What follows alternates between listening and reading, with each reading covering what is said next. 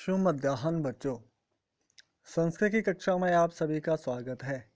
आज की कक्षा में हम संस्कृत संख्यावाची शब्दों अर्थात गिनती 1 से 100 तक इसका अध्ययन करेंगे। हमने पिछली कक्षाओं में 1 से 50 तक गिनती को पढ़ा था और समझा था। हमारे अर्धवार्षिक परीक्षा के पाठ्यक्रम में संस्कृत संख्यावाची शब्द 1 से 50 निर्धारित किए गए थे, तो हमने 1 से 50 को पहले पढ़ लिया था।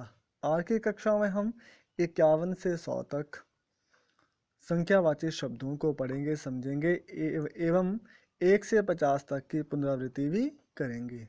हमने सबसे पहले 1, 2, 3, 4 इन अंकों के लिए जो लिंगों के आधार पर 3-3 संख्यावाची शब्द प्रयोग होते हैं उन्हें पढ़ा था।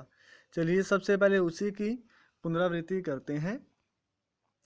तो पुल्लिंग में हमारे पास था, पुल्लिंग में हमारे पास आ रहा था एकः, और स्त्रीलिंग में एका और नपुंसक लिंग में एकम। वैसे ही पुल्लिंग में द्वौ और स्त्रीलिंग में द्वे और नपुंसक लिंग में फिर से द्वे, यानी द्वौ द्वे द्वे, एकः एका और एकम। 3 के लिए था त्रयः तिस्रः त्रीणि, त्रयः तिस्रा त्रीणि, और 4 के लिए चत्वारः चतस्रा और चत्वारि। हमारे पास ये था। 1 के लिए पुल्लिंग में एकः, स्त्रीलिंग में एका और नपुंसक लिंग में एकम। 2 के लिए द्वौ द्वे द्वे, 3 के लिए त्रयः तिस्रः त्रीणि, और 4 के लिए चत्वारः चतस्रः चत्वारि। ये संख्यावाची शब्द हम प्रयोग करते थे। 4 से 99 तक हमारे पास एक ही तरह की एक ही लिंग में गिनती चलती है, उसमें लिंगों के आधार पर परिवर्तन नहीं आता है। 4 से आगे था 5 के लिए पंच, षष्ठ, षष्ठ या छठ, सप्त, अष्ट, नव, और 10 के लिए 10। इसके आगे हमें रटने की आवश्यकता नहीं है। यदि हमें 1 से 10 तक संख्या अगर याद है तो हमें 100 से अधिक भी आगे संख्यावाची शब्दों को रटने की आवश्यकता नहीं है। जैसे 10 के साथ हम अगर 1 लगा देंगे तो बन जाएगा एकादश, 2 लगाने से द्वादश, 3 लगाने से त्रयोदश, चतुर्दश, पंचदश, षोडश, सप्तदश, अष्टादश, नवदश और विंशति। 20 को कहते हैं विंशति। और नवदश के लिए हम विंशति से एक कम यानी एकोन विंशति ऐसा भी कह सकते हैं। इसके लिए अलग सूची इस तरह से है। ये हमारे पास 1 से 100 तक की संख्या का चार्ट है। हम यहाँ अभ्यास करते हैं। तो चलिए, एकः, द्वौ, त्रयः, चत्वारः, पंच, षट्, सप्त, अष्ट, नव, 10, और 10 पे आकर के हम आगे फिर उसी क्रम से उसी सूझबूझ के साथ आगे की संख्या को लिखेंगे। 10 के याद यानी एक, एकादश, तो एकादश बन जाएगा। 12 के लिए द्वादश, 13 के लिए त्रयोदश, 14 के लिए चतुर्दश, 15 के लिए पंचदश, 16 के लिए षोडश, सप्तदश, अष्टदश, नवदश और विंशति। 20 को हम क्या कहते हैं? विंशति। इसलिए हम 19 को लिख सकते हैं 20 से एक कम यानी एकोन विंशति। अब 21 की संख्या कैसे चलेगी? विंशति से जुड़ने से। एक विंशति, द्वाविंशति, त्रयोविंशति, चतुर्विंशति, पंचविंशति, षड्विंशति, सप्तविंशति, अष्टविंशति, नवविंशति, नवविंशति और त्रिंशत। 30 को कहेंगे त्रिंशत, और 29 को कह सकते हैं हम एकोन त्रिंशत। फिर आगे त्रिंशत से चलेगी। एक त्रिंशत, द्वात्रिंशत, त्रयत्रिंशत, चतुर्त्रिंशत, पंचत्रिंशत, षड्त्रिंशत्, सप्तत्रिंशत्, अष्टत्रिंशत्, नवत्रिंशत् और 40 के लिए कहेंगे चत्वारिंशत्।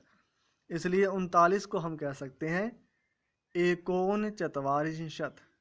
आगे की संख्या चलेगी चत्वारिंशत् से। एक चत्वारिंशत्, द्वाचत्वारिंशत्, त्रिचत्वारिंशत्, चतुश्चत्वारिंशत्, पंचचत्वारिंशत्, षड्चत्वारिंशत्, सप्तचत्वारिंशत्, अष्टचत्वारिंशत्, नवचत्वारिंशत् और 50 के लिए कहेंगे पंचाशत्। इसलिए 49 को हम कह सकते हैं 50 से एकम, यानी एकोन पंचाशत। यहाँ तक की गिनती को हमने, यहाँ तक के संख्यावाचक शब्दों को हमने अर्धवार्षिक परीक्षा के पाठ्यक्रम में पढ़ लिया था। आगे हम पढ़ेंगे 51 से। 51 की संख्या चलेगी पंचाशत से। एक पंचाशत, द्विपंचाशत, द्विपंचाशत, त्रिपंचाशत, चतुःपंचाशत, पंचपंचाशत, षड्पंचाशत, सप्तपंचाशत, अष्टपंचाशत, नवपंचाशत और 60 को कहेंगे षष्ठी। 60 को क्या हम कहेंगे? षष्ठी। और इसलिए 59 को कह सकते हैं एकोन षष्ठी। आगे की संख्या 60 के हिसाब से, यानी षष्ठी के हिसाब से। एक षष्ठी, द्विषष्ठी, त्रिषष्ठी, चतुष्षष्ठी, पंचषष्ठी, षड्षष्ठी, सप्तषष्ठी, अष्टषष्ठी, नवषष्ठी और सप्तति। सप्तति तो 69 को कहेंगे 69 को कहेंगे एकोन सप्तति और 70 को सप्तति।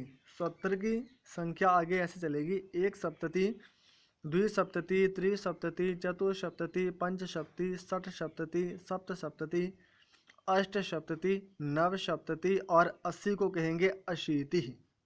80 के लिए हम कहेंगे अशीति और 79 के लिए हम कहेंगे एकोन अशीति।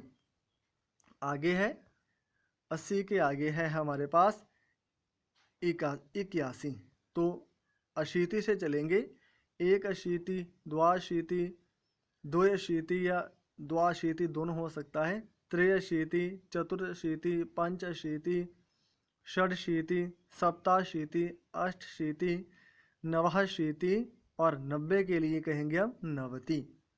इसलिए 89 के लिए एकोन नवति और 91 एक नवति, द्वानवति, त्रिनवति, चतुर्नवति, पंचनवति, षण्णवति या षड्नवति, सप्तनवति, अष्टनवति, नवनवति और 100 को कहेंगे हम शतम। इसलिए 99 को हम कहेंगे एकोन शतम। प्यारे बच्चों, इसमें रटने की कोई आवश्यकता आपको नहीं है। आपको केवल 10, 20, 30, 40, 50, 60, 70, 80, 90 और 100 इन शब्दों के लिए क्या शब्द प्रयुक्त होते हैं आपको वही समझना है।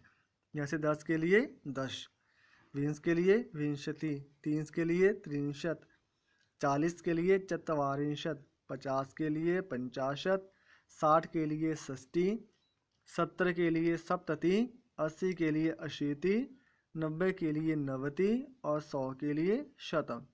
इसके बाद आपको क्या करना है? आपको यहीं से 1 से 10 इन शब्दों के साथ आपको जोड़ने हैं।